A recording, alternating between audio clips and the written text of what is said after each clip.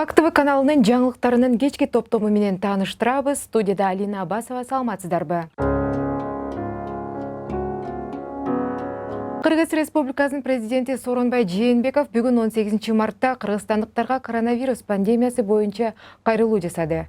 Урматтуу мекендештерим, дүйнөлүк коомчулук менен бирге биз дагы коронавируска каршы күрөшүү үчүн орчунду сыноого туш келдик. Тилекке каршы биздин өлкөбүздө да бул илдетти жуктурган адамдар аныкталды. Мындай кырдаалда мамлекеттин эң башкы милдети жалпы элибиздин саламаттыгын сактоо. Азыркы учурда өлкөдөгү медициналык кырдаал толук бойдон көзөмөлдө турат. Дарыгерлерибиз тиешелүү даярдыктан өткөн. Бул илдеттен кандай дарылоо керектигин билишет. Учурда мамлекеттик органдардын, жергиликтүү бийликтин жана элдин чогуу аракети талап кылынат. Мен баарыңыздарды тартипти катуу сактоого чакырам. Бүгүн жалпы коомдун саламаттыгы үчүн ар бир жаран, ар бир ата-эне жооптуу. Ар бир үй бүлө өздүк гигиенанын талаптарын толук аткарышы абзел. Зарылдыгы жок болсо, үйдөн чыкпай, башкалар менен жолугууну максималдуу кыскартуу зарыл. Оорунун биринчи белгилери пайда болгон учурда алгач эч жакка барбастан телефон аркылуу врачка кайрылуу керек. Чет өлкөдөн келген ар бир жаран обсервациянын жана үй карантинин шарттарын кынтыксыз сактоого милдеттүү. Айрым адамдардын бул талаптарын чегинен чыгуу аракеттерине кескин түрдө бөгөт коюлат. Ар кандай жыйындарды, оюн зоок иштерди, тойлорду, мааракелерди токтотуп туруу зарыл. Мектептерде окутуу убактылуу токтотулду. Жогорку окуу жайлары аралыкта окутууга өткөрүлдү.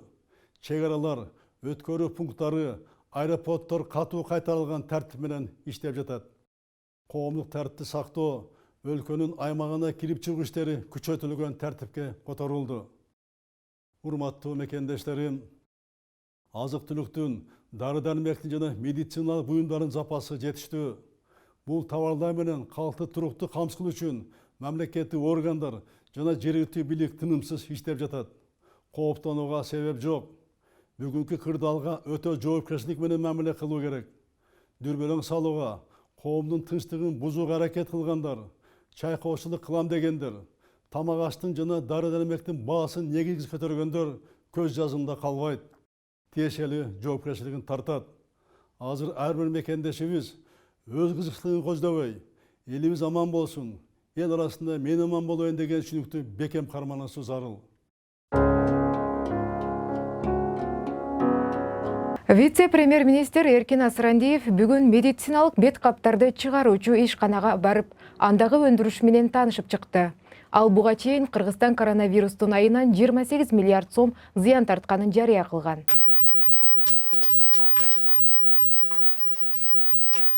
Бүгүндөн баштап бул бет каптар бул жактагы Бишкектеги фарм компаниялар менен келишимдерди түзүп, биринчи партияларын таратып башташ керек. Менин оюмча толук кандуу эртеңки күндөн баштап мындай туруктуу аптекаларга бул бет каптар коюлуп баштайт. Бет каптын сапаты жакшы экен. Биз башка бет каптар менен салыштырып көрдүк. Арасында 2 кабаттуу, 3 кабаттуу, 4 кабаттуу бет каптар болот экен. Бул эженики 4 кабаттуу бет кап экен. Күнүмдүк кубаттуулугу күнүнө 50 000 дана бет кап чыгара алат булар. Биз жактан жардам бул биринчи ирет жана уруксат берүүчү документтерин тез арада бүтүрүп бердик. Анан кошумча чийки зат сатып алганга айлануучу капиталга каражат керек деп айтты. Биздин тапшырма менен азыр мамлекеттик банк аркылуу жеңилдетилген түрдө насыяларды караштырып атабыз. Жалал Абад облусуна караштуу Сузак районунда 3 жарандан коронавирус аныкталды. Алар Сауд Аравиясынан кичи ажылыктан келген жарандар. 12 мартта келгенден кийин үйүндө көзөмөлдө болушкан. 16 мартта алардын бири Сузак районунун тургунунун дене табы көтөрүлгөн. Андан тастыктоочу анализдер алынып, аны менен кошо дагы 2 кишиден коронавирус аныкталды. Кыргыз Республикасынын саламаттыкты сактоо министри Космосбек Чолпонбаев өкмөт мүчөлөрү өткөргөн брифингде элдерди оорудан сактанууга чакырып, коронавирустан коргоонунун жол-жоболору менен дагы бир жолу калкты тааныштырып өттү. Ал Кыргызстандын дарыгерлери бул ооруга каршы туура аларын белгиледи. Кыргызстанда да бүгүн түндө 3 случай коронавирус катталды. Бул коронавирус биздин Сауд Аравиясынан жана кичи хажыга барып келген кыргызстандык граждандардын ишинен катталды. Биз ушул Сауд Аравиясы биз алгоритм менен иштеп атканда бул ар кандай категорияны да кирчү эмес, ал жакта случай аз болчу. Анан биздин саламаттык сактоо министрлигинин инициативасы менен буларды да биз толук кандуу түшүрүп, баягы обследование кылып, эмелерин алганбыз. Анан келгенден баштап алар 12 мартта Саржадан келишкен Кыргызстанга. Ошонун баарын толуктап эпидемиологиялык кылып, ошондон бери биздин жерлерде биздин медициналык кызматкерлер аларды үйүндө көзөмөлдөп турушкан. Япония коронавирусту аныктоочу 2000 тест системаны Кыргызстанга акысыз берди. Бул тууралуу Тышкы ички иштер министрлигинин маалымат кызматы билдирди.